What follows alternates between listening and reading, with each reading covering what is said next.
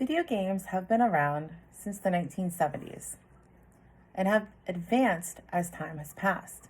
Computers first came out in 1971 and the famous Atari came out in 1972. Fast forward some time and the PlayStation came out in 1994 and the Xbox came out in 2001. These platforms are still around today and have some of the most violent video games, consisting of torture, murder, and degrading women. Do these violent video games cause the players to become violent in public in reality? Does it cause them to be more aggressive?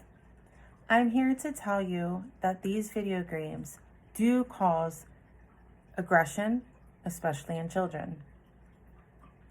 In an article on dana.org called Do Violent Video Games Lead to Violence by Philip B. Maffei, a neuroethics viewpoint, there was a gunman who killed 22 people and injured 24 others at a Walmart in El Paso, Texas, on August 3rd, 2019.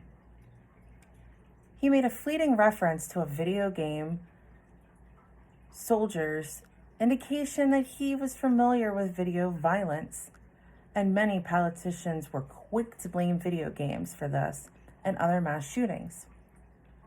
That particular shooting happened because of his hatred of the Hispanic community in Texas, according to the shooter.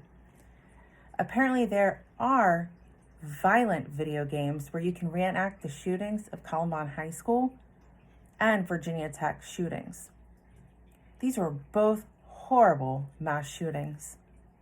With that being said, there is no definite research result that says that these games do lead to mass shootings. In 2011, the late Justice Scalia made a comment on a ruling that while children can be more aggressive and loud right after playing the violent video games, it does not cause them to go out and commit murder or crime. APA.org, American Psychological Association, has an article called Violent Video Games, Myths, Facts, and Unanswered Questions by Craig Anderson, PhD.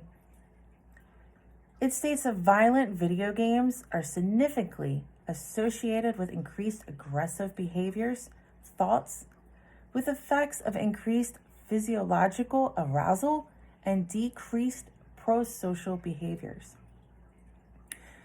According to the website libertpub.com, an article called Effects of Violent Video Games on Aggressive Behavior, written by Qian Zhang, Yi Chao, and Jingjiang Zhang, an article published in Cyber Psychology, Behavior, and Social Networking, Volume 24, Number 1, results reveal that briefly exposing children to a violent video game increased aggressive cognition and aggressive behaviors.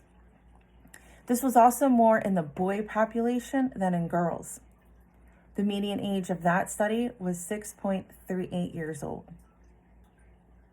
A couple of video games that I want to talk to you about is Call of Duty. Call of Duty has a rating of M, mostly because of its reported blood, gore, intense violence, strong language, use of drugs, and suggestive themes.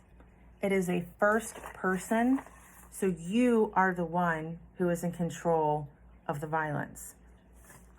Next, the Grand Theft Auto, particularly Grand Theft Auto 5. There is a mission that requires players to use torture, equipment, in a hostage situation. Something that kind of looks like this. According to one review on Wikipedia, women are in the video game, but only to be rescued, shouted at, to have sex with, to be seen having sex, put up with, killed, etc. This is not a game for minors and is not a good example of reality. What can you do to help?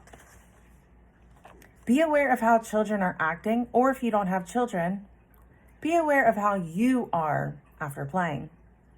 Many games are rated mature and do warn you of the materials in the game.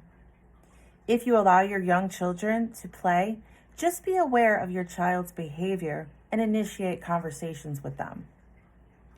While video games have been around for a long time, they have become more violent since the beginning. While they are not linked to murders directly, studies do show that they lead to aggression in children.